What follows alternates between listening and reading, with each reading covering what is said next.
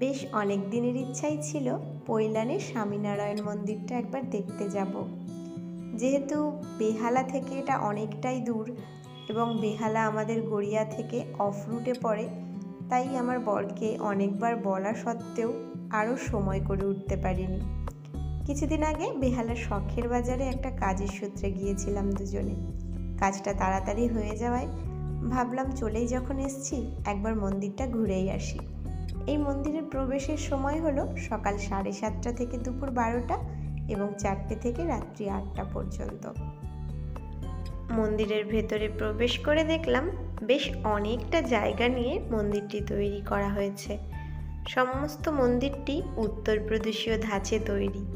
সাধারণত আমাদের ওয়েস্ট বেঙ্গলে এই ধরনের মন্দির দেখা যায় না। যেহেতু স্বামীনারায়ণজি উত্তরপ্রদেশের একজন যোগী সন্ন্যাসী ছিলেন, এই মন্দিরটি ওনার সম্প্রদায়েরই তৈরি। এই স্বামীনারায়ণ সম্প্রদায়ের দ্বারাই এই মন্দিরটি পরিচালিত হয়। এই মন্দিরের বিশেষ আকর্ষণ হলো এখানকার আর্কিটেকচার। সমস্ত মন্দিরটাই পাথর কেটে তৈরি করা হয়েছে। প্রত্যেকটা ডিজাইনই কিন্তু এখানে পাথর দিয়ে তৈরি করা। যেহেতু আমি আগে কখনো এই ধরনের মন্দির দেখিনি, আমার কিন্তু দেখে বেশ লেগেছে। মন্দিরের বাইরেটা ঠিক যেমন, ভেতরটা কিন্তু একদম আলাদা। মন্দিরের ভেতরে ফোন ক্যামেরা অ্যালাউ না থাকায় আমি ভেতরের দৃশ্যগুলো আপনাদের সাথে শেয়ার করতে পারবো না, তাই যতটা সম্ভব চেষ্টা করলাম বাইরের সৌন্দর্যটা আপনাদের সাথে শেয়ার করার।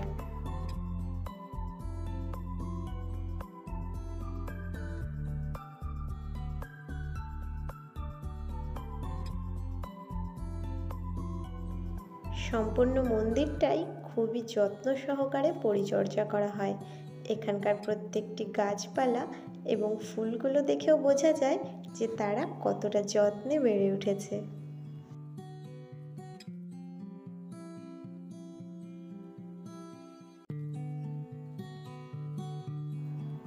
এবার আসি এই মন্দিরে কিভাবে যেতে হয়। হাওড়া বা শিয়ালদা থেকে পৈলানগামী যে কোনো বাসেই আপনারা এই স্বামীনারায়ণ মন্দিরে আসতে পারেন। এছাড়াও যদি কেউ ব্লু লাইনের মেট্রো নিয়ারেস্ট হন, তাহলে এসপ্ল্যানেড অথবা টালিগঞ্জ থেকেও কিন্তু এই মন্দিরে আসা যায়। তো বন্ধুরা, আপনাদের মধ্যে কারা এই স্বামীনারায়ণ মন্দিরটি ঘুরে গেছেন অবশ্যই আমাকে কমেন্ট করে জানাবেন, এবং যারা এখনো পর্যন্ত মন্দিরটি দর্শন করেননি তারা অবশ্যই একবার এই মন্দিরটি ঘুরে যেতে পারেন। আজকের আমার এই ভিডিওটি কেমন লাগলো আপনাদের কমেন্টের অপেক্ষায় রইলাম। ভিডিওটি যদি ভালো লেগে থাকে অবশ্যই লাইক এবং শেয়ার করবেন। আজকে এই পর্যন্তই, আবার দেখা হচ্ছে অন্য কোনো ভিডিওতে। নমস্কার।